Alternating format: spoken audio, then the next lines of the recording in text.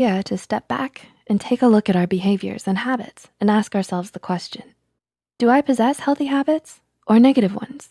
I'm sure we all have negative habits, but now it's time to start incorporating some mentally beneficial behaviors into our routines in hopes we can develop a new habit, a good one this time. Here are 10 healthy habits that boost your emotional well-being. Number 1, perfecting your posture. Did you know that having an upright posture is not only seen as generally more attractive, but has emotionally positive effects as well? According to a study in the Journal of Behavior Therapy and Experimental Psychiatry, upright posture can have a positive effect and reduce fatigue. Are you slouching while you're watching this video? It's time to sit up straight. The preliminary study's conclusions suggested that adopting an upright posture may increase positive effect, reduce fatigue, and decrease self-focus in people with mild to moderate depression. Number 2, learn to acknowledge what you're feeling. While it may seem convenient at the time to go ahead and ignore that sadness or anger inside of you, according to you, you have work to do. But in the long run, suppressing your emotions can actually do more harm than good. Just because you consciously suppress your emotions does not mean they go away. Instead, they build up. You should instead express emotions such as sadness, anger, or anxiety to someone you trust.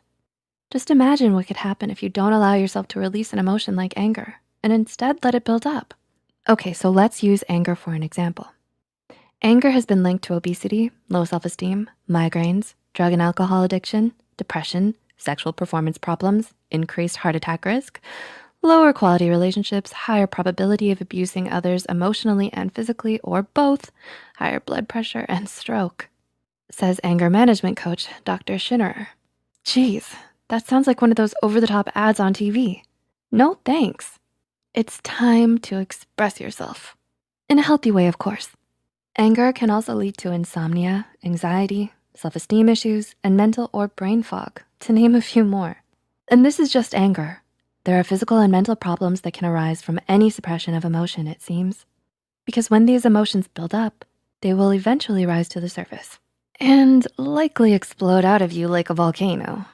So what are we supposed to do about all of these feelings?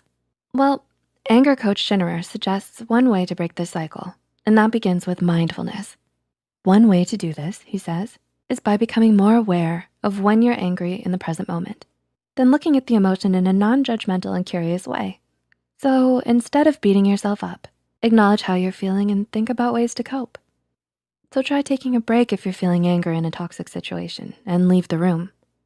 Pretend your favorite pizza dish has just arrived and you need to pause your game. That is the treacherous game of anger, level 5, volcano eruption of fury. Hey, I'm giving visuals here. Remember, this is just anger, but you can do this with all of your emotions. We can't always control what we feel, but we can control what actions we take once we're triggered. Feel your emotion at the moment, acknowledge it, express it in a calm way, then let the emotion flow out of you, like an ocean breeze in the midsummer air. Yep, visuals help release your emotions in a healthy way, a cathartic way. Number 3, get enough sleep. It's time you got your daily Z's, or should I say nightly Z's. It's time you got your nightly Z's, my fellow Psych2Goers. I know you've been slacking. What time are you watching this video? 10 a.m., 2 p.m.? Don't say 3 a.m., don't say 3 a.m. It's 3 a.m., isn't it? The truth of it all is sleep is vital to your mental health and emotional well-being. Sleep helps repair and renew all of the cells in our bodies. Every time we lay down on that pillow and go to our blissful dreams, we wash away any toxins that can build up throughout our day. With enough sleep, we can have quicker reflexes, more mental clarity, and simply feel better. So if you're watching this way past your bedtime, it's time to sleep after this video. Number 4, exercise regularly. Life can get hectic and busy, but that doesn't mean we should neglect our health. The benefits of exercise can start to present themselves if we fit in enough regular exercise each month. Our bodies release specific endorphins that relieve stress and boost our mood when we exercise. So it can be a valuable tool when you're feeling anxious or depressed. I know, it can feel difficult to even get out of bed when we're feeling sad or anxious about our day. But if you can find the will to push yourself, even literally just out of bed, that's a great step forward towards feeling better. Next is pushing yourself onto that workout bike of yours downstairs or your yoga mat. Number 5, make socialization part of your routine. When we're distracted or busy, we can forget to socialize with the ones we love. Whether we have friends or not, it's best to get out there and practice a bit of socialization. According to the National Institute of Health, social connections might help protect health and lengthen life. Scientists are finding that our links to others can have powerful effects on our health, both emotionally and physically. So maybe volunteer at an organization you're passionate about. Call up your mom or long-lost friend. Join a community with individuals like you. You can even leave a comment below and socialize with fellow Psych2Goers. We're here to listen. Whatever you do, it's best to open up and express how you feel to someone, Psych2Goers included. Number 6, think before you act. Oh boy, how many of us have jumped up and blurted out the first thing we think of in excitement? Like that time my friend was telling me about the loss of her goldfish crackers and I blurted out, "Crackers? The cheesy one?" Just me? Yeah, she didn't have any crackers. I mean, not the snack at least. Let's not get them confused again. The thing is, we can act before we think. When we first need to calm down our strong emotions before taking action. Sometimes before even processing a request or comment, we fill in the blank with what we think someone else means. In my case, I thought she said, "We got some goldfish crackers." But what she really said was, "The funeral preparations for my goldfish crackers has already begun." I get, but often people can interpret something said with normalcy as something cruel intended due to our own negative feelings. So it's best to think and process what's really being said before you act. Number 7, be present in the moment. This behavior isn't always the easiest to turn habitual. We can often ruminate on our worries throughout the day. These worries can create anxiety and pile up. Instead, try focusing on one task at a time. If you find yourself struggling, try noticing the physical sensations around you, what you're smelling, tasting, hearing. This will help ground you back to reality and calm you down. Number 8, take a break and practice self-care. Congratulations.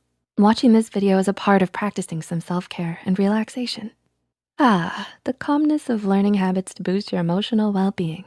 Are you feeling it now? It's important to take a break when life gets too busy or challenging and do something we love. If that's simply watching a few YouTube videos in quiet solitude, go right ahead. If it's taking a relaxing, warm bubble bath, get the water running because it's time for some you time. If you still feel like your days are too busy, you can simply try taking a moment to do some deep breathing and lower your heart rate. Deep breath in, deep breath out. Number 9, don't make social media a habit. As much as you like mindlessly scrolling and pressing the heart button on your friends' social media posts and posting photos of your food, stop it, you're making me hungry, and posting relatable memes all day, well, that one is pretty fun. But as much as you like spending your undue time on social media, it isn't always great for your mental health. I mean, think about it.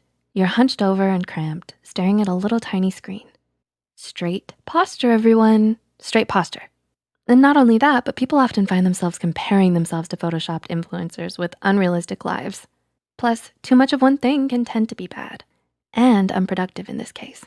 So it's best to not make social media a habit. Use it sparingly to post and browse memes every now and then. And I suppose with the memes, a good laugh never hurt anybody. Uh-oh, old habits die hard. Number 10, eat healthy. I know, I can't help it either sometimes. Sometimes I simply want a snack on, well, don't mention crackers. It's best to move on. But a healthy diet not only helps your brain, but your body as well. So take it easy on the snack food for now.